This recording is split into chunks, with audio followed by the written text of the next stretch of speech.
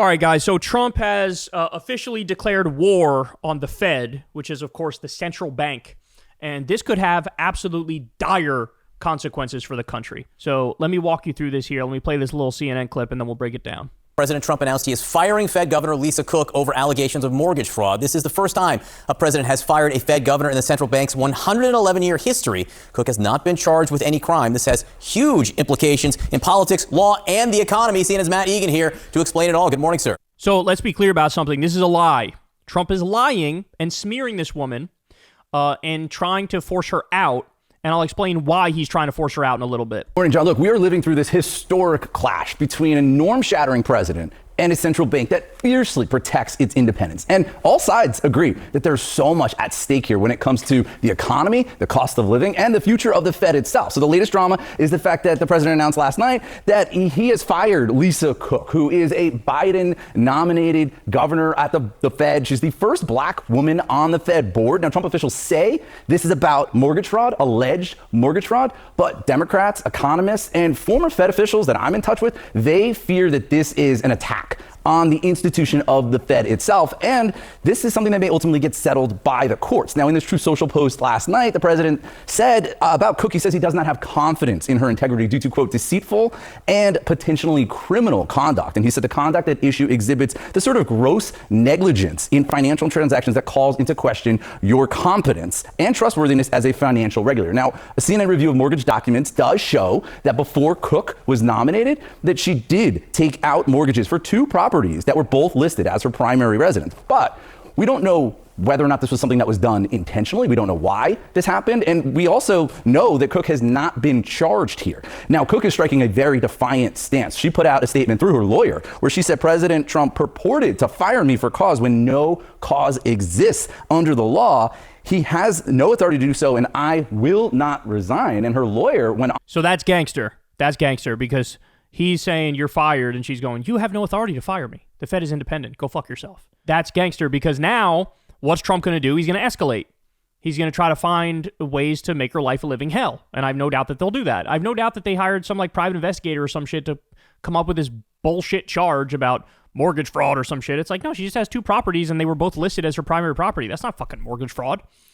That's not fucking mortgage fraud at all. On to strongly hint at legal action here. Now, former Fed officials, like I said, are worried that this is an attack on the Fed. And they say that the Fed is supposed to be independent from politics for a good reason, right? Because if presidents called the shots on interest rates, of course they would want low mortgage rates and low credit card rates. But sometimes, as you know, John, you need higher rates to fight inflation. And history shows that when politicians meddle with central banks, it can end badly. Most recently with Turkey's Erdogan. He installed a loyalist to lead that central bank. They had runaway inflation shortly thereafter. So again, there is so much at stake here. And again, if she's removed and the president gets to appoint a new person, that'd be another 13 years left or so on her term. Politico calls it a vice-like grip President Trump would have on the Fed. Matt Egan, thank you very much. So this is absolutely terrifying because what he's trying to do is effectively wrestle control of the Fed, make it not independent anymore.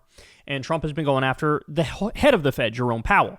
And he's been saying, you need to lower the interest rates. You got to lower the interest rates. What are you doing? Too slow, Jerome Powell. You won't lower the interest rates. Now, here's the thing. Trump's an absolute fucking idiot. In his life, he, of course, has wanted low interest rates because that means cheap, free money for him. He's a real estate developer. That's what he wants. That's what he loves. Cheap, free money, right? Well, guess what? Now, if you were to lower interest rates now, at a time when he's doing a trade war, we're already seeing inflation because of that trade war. You lower interest rates now, inflation is going to absolutely skyrocket. We're going to have double-digit inflation. It's going to be a horror show. But I genuinely think he's too stupid to realize the negative consequences associated. I mean, he would absolutely obliterate his own presidency with a move like this. He thinks, the economy will do better if we lower the interest rates and you'll have more job creation and more, capital floating around the system. But in reality, what would happen is inflation would skyrocket colossally, and that would lead to a tremendous amount of pain. So they reference Erdogan there. That's exactly right. Let me show you this here. Brief history of inflation in Turkey. What happens when a populist strongman with an idiosyncratic preference for low interest rates undermines the central bank and appoints loyalists? Look at what happened. So Erdogan signals that he plans to take control of monetary policy. Inflation goes up a little bit. Erdogan installs a loyalist as central bank governor here. Boom. Inflation skyrocketed. 86% inflation. And they've been battling ever since then to get the currency under control. Why? Because you cannot trust something as serious as this to the whims of an idiot tyrannical leader. And this is something that we've known for a very long time. But of course, Trump doesn't care about the norms, doesn't care about the laws or the rules. Trump cares about absolute power and control. And so he is trying to force control of the Federal Reserve from Jerome Powell. That's what he's trying to do.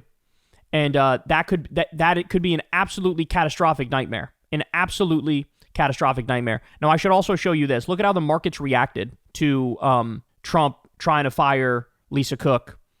You had the dollar dropped sharply and gold rose when that happened. Now, as I pointed out to you guys before, everything Trump is doing economically is bringing about the end of the U.S. empire and the end of the dominance of the dollar.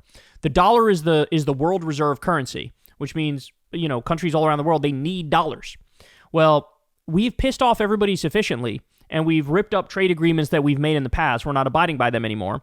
And we've, you know, put tariffs on our top allies.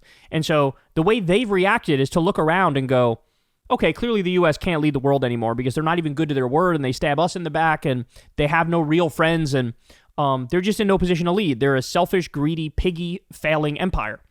And so now all those countries are looking to make trade deals with each other, or they're looking to China to lead the world, and they're working around the U.S., no longer with the U.S. And in a scenario like that, the dollar is not the world reserve currency, and it's not where people do the flight to safety. What does that mean? Well, when the economy goes bad, you want to make sure you have safe investments. It used to be when the economy would go bad, people would invest in the dollar because that's the safe thing. The dollar is the safe thing because we've all agreed this is the world reserve currency.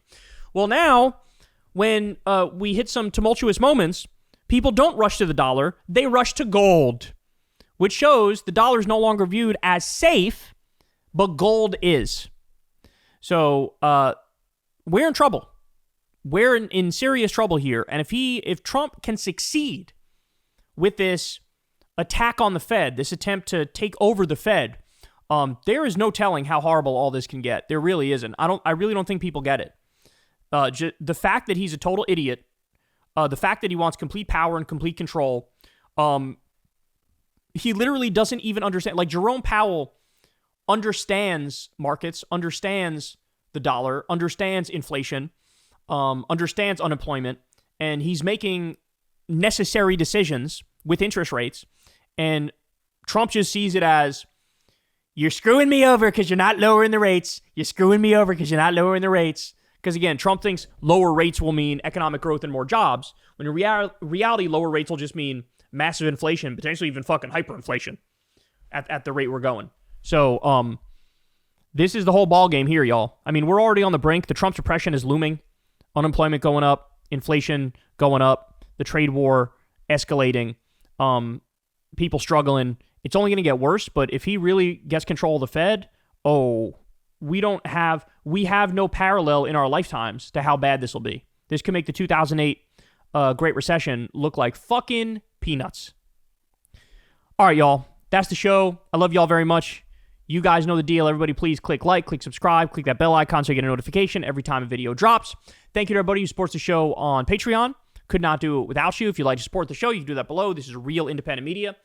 Support Crystal Kyle and Friends on Substack. You can sign up for that below. And go subscribe to Corin's World, the YouTube channel.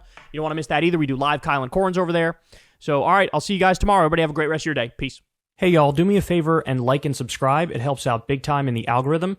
Click the bell as well for notifications when videos drop. And watch that video on screen right now. You know you want to.